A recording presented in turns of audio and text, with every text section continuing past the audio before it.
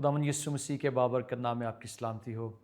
खुदावंद का शुक्र अदा करते हैं कि आज हम एक और खुदा के कलाम में से उसके मुकाशवा को सीखेंगे। खुदा के कलाम में से चंद और बातें हम सीखेंगे जो मेरा ईमान है कि हम सबों की भलाई के लिए, रहबरी के लिए, रहनुमाई के लिए हैं। और खुदा अपने कलाम के वसीला से रोज़ बरोज़ हमें मजबूत करता चला जाएगा और हम उसके कलाम में और ज़रा जड़ पकड़ेंगे और उसकी राहों पर चलेंगे और बरकत और खुशहाली और हमेशा की ज़िंदगी को हासिल करेंगे। आज एक बड़ा अहम टॉपिक है जिस पर मैं चाहूँगा कि हम बात करें।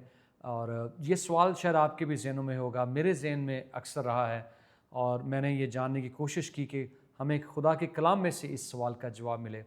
शायद आपने कभी ये गौर किया होगा कि हम क्यों उन चीज़ों की तरफ बार बार राग़िब होते हैं जो चीज़ें हमें ग़ुलामी में धकेल देती हैं या हमें ग़ुलामी में फंसा देती हैं, और हमें उन चीज़ों की, उन बातों की ज़्यादा तलब महसूस होती है। हम ये कई दफ़ा सोचते हैं कि क्यों ना हम किसी ऐसे शख्स पर इन्हिसार करें जो हमारी मदद कर सकता है, या जो दुनियावी लिहाज से हमें ज़ोरावर नज़र आता है। हम उन चीज़ों की तरफ, हम उन बातों की तरफ, हम उन लोगों की तरफ राग़िब होते हैं जो आखिरकार हमें एक बार फिर से ग़ुलामी के जुए में जोत देते हैं। और आप ये कहेंगे कि ये शायद आप तो नहीं कर रहे हैं, आप सोच नहीं रहे हैं, लेकिन मैं आपको ये बताना चाहूँगा, इंसान होते हुए किसी न किसी पॉइंट पर, किसी न किसी ज़िंदगी के मरहला में हमारे साथ ये मसाइल आते हैं। आज हम एक बार फिर से इसराइलियों पर गौर करेंगे। आपको हमने ये बताया, सिखाया था कि खुदा ने बड़े मौज़ज़ाना तरीके से इसराइलियों को मिस्र की ग़ुलामी से निकाला, खुदा ने उनको आज़ाद किया।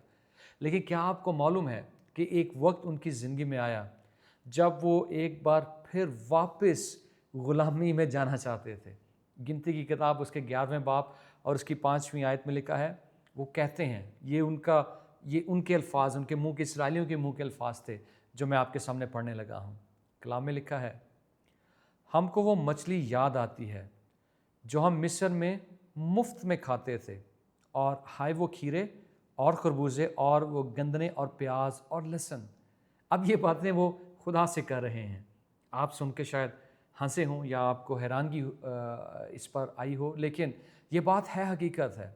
इंसान की फितरत में ये गुनाह शामिल है। जब इंसान ने गुनाह किया, ये गुनाह की फितरत इंसान में दाखिल हो गई। और पौलुस रसूल इसकी बड़ी खूबसूरत वजाहत करते हैं। और पौलुस कहता है, पौलुस रसूल जब रोमी को कलीसिया को ख़त लिखते हैं, वो अपने ख़त में लिखते हैं, जिसका मैं इरादा करता हूँ वो मैं नहीं करता, बल्कि जिस चीज़ से मुझे नफ़रत है वही मैं करता हूँ। हैरत की बात है। और मुझे ये पढ़कर हैरानगी इसलिए नहीं हुई है कि हम सब किसी न किसी ज़िंदगी के मकाम में हम इसका शिकार होते हैं। हम जानते हैं कि ये एक हमारे अमल या ये एक शख्स पर इन्हिसार करना या किसी चीज़ की तरफ राग़िब होना, लालच करना, ये बुरा है। ये हमें गुनाह में, ये गुनाह हमें बर्बाद कर देगा। लेकिन इसके बावजूद हम उस अमल को दोहराते हैं। और मैंने दोहराने का लफ्ज़ इससे इस्तेमाल किया क्योंकि कुछ ऐसे गुनाह भी हमारी ज़िंदगी में होते हैं या ऐसे बाग़ाना रवैये हमारी ज़िंदगी में आ जाते हैं जो हम बार बार करते हैं।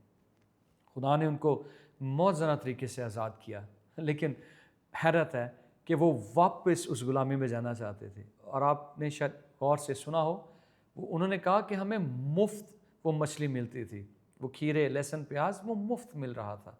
लेकिन ये हकीकत नहीं है, इसमें बिल्कुल भी हकीकत नहीं है।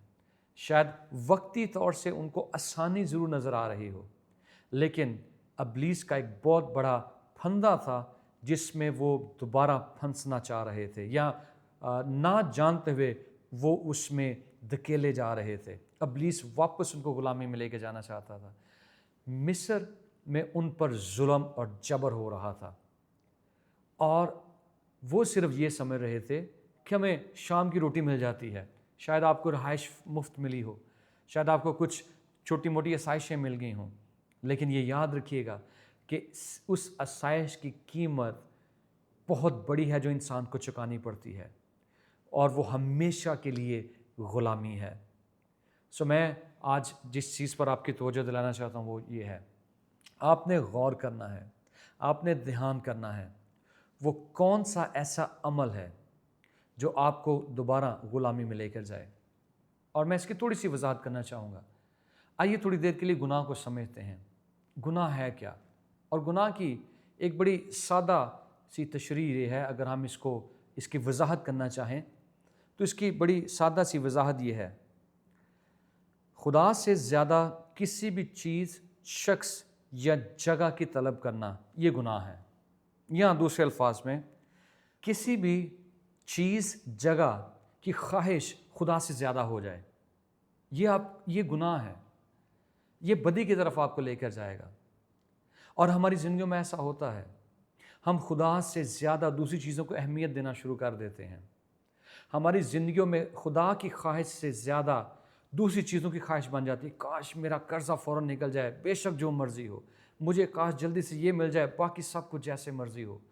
ہم دعا کے بغیر، ہم وقت کا انتظار کیے بغیر، ہم خدا کے وقت کا انتظار کیے بغیر، ہم انسان سے، ہم لوگوں سے ہم مدد حاصل کرنا چاہتے ہیں، ہم خدا کی پرواہ نہیں کرتے ہیں۔ لیکن آپ کو یہ جاننے کی ضرورت ہے کہ یہ ہمارا ایک عمل گناہ کے زمرے میں آئے گا۔ اور آپ کو پتہ ہے گناہ کی ایک اور بڑی خصوصیت ہے، گناہ صرف ایک عمل نہیں ہے، گناہ ایک طاقت ہے، ایک قوت کا نام ہے۔ اور یہ ایک ایسی قوت ہے کہ جب ہم اس میں پھنستے ہیں، جب ہم اس میں گرتے ہیں، جب ہم اس پر عمل کرتے ہیں، یہ گناہ میں قوت ہے کہ یہ ہمیشہ کے لیے ہمیں غلام کر دیتا ہے۔ اور یہ خدا کی قدرت ہے کہ وہ ہمیں ہر طرح کی غلامی سے آزاد کرتی ہے۔ کلام میں لکھا ہے خدا نے ہمیں آزاد رہنے کے لیے آزاد کیا ہے۔ اس کی ڈیزائر یہ ہے کہ ہم ہمیشہ کے لیے آزاد رہیں۔ گناہ کی قوت اور قدرت اس میں یہ ہے کہ وہ ہمیں ہمیشہ کے لیے ہمیں غلام کرنا چاہتا ہے۔ لیکن میں آپ کو انکریج کرنا چاہوں گا، انسان ہوتے ہوئے ہم سب، میں بھی اور آپ بھی اور ہم سب اس میں شامل ہیں، ہم کہیں نہ کہیں اس مچھلی کو یاد کرتے ہیں جو ہمیں مصر میں مل رہی ہے، ان باتوں کو یاد کرتے ہیں، وہ خواہشات دوبارہ ہمارے دلوں میں، ہماری زندگیوں میں وہ دوبارہ سے جنم لیتی ہیں، یا وہ جڑ پکڑ لیتی ہیں، اور پھر ہم ان میں گرتے ہیں۔ یہ کسی بھی طرح کی ہو سکتی ہیں، یہ آپ کے جنسی گناہ ہو سکتے ہیں، یا آپ کے الفاظ ہو سکتے ہیں۔ بعض اوقات ہم بڑے برے الفاظ اپنے منہ سے بولتے ہیں، ہماری عادت بن جاتی ہے، ہم چھوڑتے ہیں پھر اس میں گرتے ہیں، جنسی گناہ ہم چھوڑتے ہیں پھر گرتے ہیں۔ یہ بعض یہ خواہشات ہماری زندگیوں میں آتی ہیں، یا آپ قرض میں ہیں، آپ لعنت میں ہیں، یہ قرض بار بار آپ کو اپنی طرف کھینچ لیتا ہے۔ لیکن یاد رکھیے، خدا نے اسرائیلیوں کو جب آزاد کیا تھا، خدا کا مقصد یہ تھا کہ ان کو وعدے کی سرزمین میں لے کے جائے، ہمیشہ کے لیے ان کو ایک ایسی جگہ پر رکھے جہاں دودھ اور شہد کی ندیاں بہتی ہیں۔ لیکن انہوں نے اس کا انکار کیا۔ انہوں نے چاہا کہ وہ واپس مصر میں جائیں اور وہی مچھلی اور وہی کام وہ کریں جو وہ پہلے کر رہے تھے۔ خدا کی یہ خواہش نہیں تھی، ابلیس کی یہ خواہش تھی۔ ابلیس آپ کو واپس لے کر جانا چاہتا ہے، لیکن عزیزو اس سے پہلے کہ ایون خدا آپ کو آزاد کرے، خدا آپ کے لیے کسی کو بھیجے، آپ کے قرضے معاف ہوں، کوئی شخص آپ کے لیے آپ کا قرض ادا کر دے، لیکن آپ نے یہ ذہن بنا لینا ہے کہ آپ کو مسیح نے آزاد رہنے کے لیے آزاد کیا ہے۔ اب آپ نے یہ اپنے ذہن میں قبول کر لینا ہے کہ خدا آپ کو ہمیشہ کے لیے آزاد کرے گا، اور آپ دوبارہ کبھی بھی اس غلامی کے جوئے میں نہیں پھنسیں گے اگر خدا آپ کی زندگیوں میں ہو۔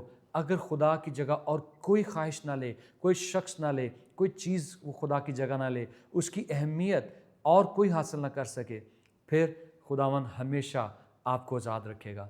ذہن بنا لیجئے، اپنی سوچ میں اتنا مضبوط ہو جائیے کہ اب آپ نے اس گناہ کی فطرت میں دوبارہ نہیں جانا ہے، یا اس فطرت کو اپنے اوپر غلبہ حاصل نہیں کرنے دینا ہے۔ اور یہ ایک ہی صورت میں ہو سکتا ہے جب مسیح کی انجیل آپ کی زندگیوں میں ہو، مسیح کی نجات آپ کی زندگیوں میں ہو۔ مسیح نے ہمیں آزاد کیا ہے، مسیح کے کفارہ نے ہمیں آزاد کیا ہے۔ اور آپ کو یہ یاد رہنا چاہیے، کلام ہمیں یہ بھی بتاتا ہے کہ مسیح نے ہمیں یتیم نہیں چھوڑا ہے، اکیلا نہیں چھوڑا ہے۔ خداوند نے کہا تھا میں جاتا ہوں تاکہ تمہارے لیے دوسرا مددگار بھی بھیجوں، یعنی روح حق۔ خدا ہمیں اپنا روح القدس بھی دیتا ہے جو ہمیں ہر طرح کے گناہ بدی پر غلبہ حاصل کرنے کی قوت سے بھر دیتا ہے۔ اور وہی ہماری مدد بھی کرے گا اور ہمارے ساتھ بھی رہے گا۔ فیصلہ آپ نے کرنا ہے، یہ فیصلہ آپ نے کرنا ہے، میں آپ کی جگہ فیصلہ نہیں کر سکتا ہوں۔ آج یہ فیصلہ آپ نے کرنا ہے اور ہمیشہ کے لیے آپ نے آزادی میں زندگی بسر کرنی ہے۔ خداوند آپ سب کو برکت دے، آمین۔